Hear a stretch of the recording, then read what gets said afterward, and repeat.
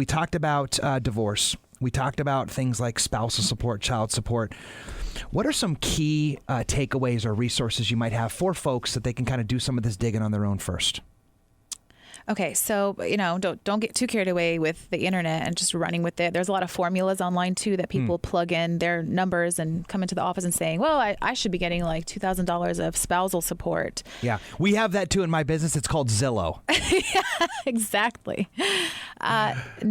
No, there are so many different factors the court and the judge will consider in the moment in the courtroom that will determine what child support and spousal support should be. Now, child support though, that's an equation. You plug in the numbers, it generates an amount.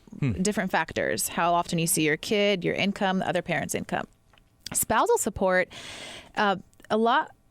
fairness and equity is measured a lot more with spousal support. So, was a person receiving spousal support a stay-at-home parent? Do they have an education? How bad do they need the support?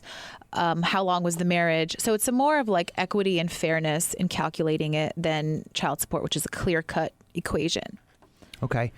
So being that what it is, okay,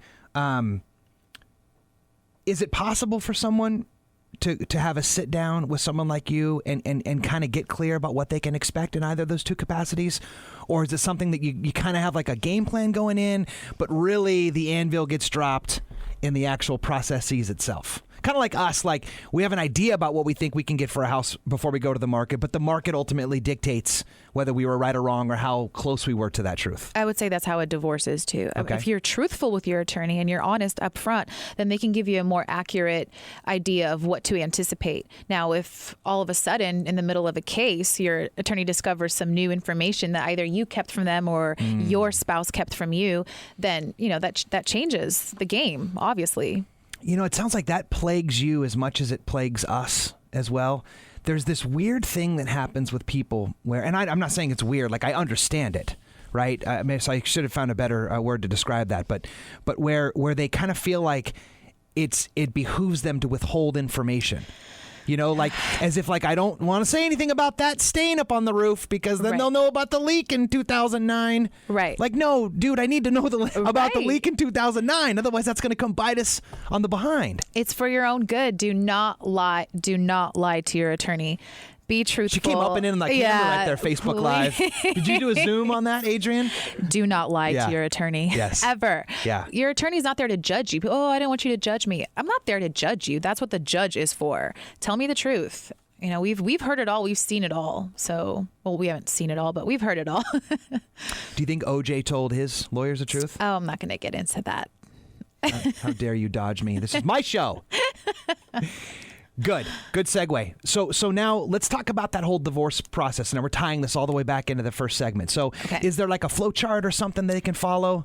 Yes. Generally speaking, and I'm going to go ahead and just, disclaimer here. Everything we've discussed during the show, like it's generally speaking, there are so many different, exceptions. It has to be. Right. Of course. So generally speaking, one person files for a divorce and then the other party gets served and they have 30 days to respond. And then they start engaging in exchanging financial information. Like one spouse says, all right, these are what our debts and assets are. And they serve the other party. And then the other party, all right, these are what I think and I'm saying our debts and assets are, and they serve the other party. And then the court wants to make sure that you guys are exchanging that financial information and that you guys are initiating the, negotiation process and potentially reaching your own marital settlement agreement. Then if you don't, the court will find another recourse. All right, we'll send you to mandatory mediation, which is free. It's in the court. If that still doesn't work, then you go to trial. So that's typically how a flow chart works. And in the middle of all that, you throw in kids and spousal support and child support. But yeah, anywhere between 6 months, if you have an agreement, approximately, to up to 2 years or more, really, if you don't agree to anything. Gang, that is Ronza Rafo, rafolaw.com, RAF to the O, law.com. You said I was going to rap in here, so that was my one little slice of rap that I gave you. I want to thank you for coming in and sharing your insight and your experience and your wisdom and doing it in a way that I think is germane to the spirit of the show, which is to come in here, you sit down, you cut through the fluff and puff, and you tell the truth.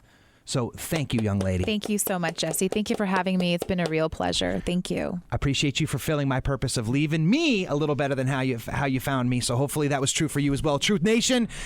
And we will check back with you again, same bat time, same bat channel, next Thursday at 10 for another dose of the truth.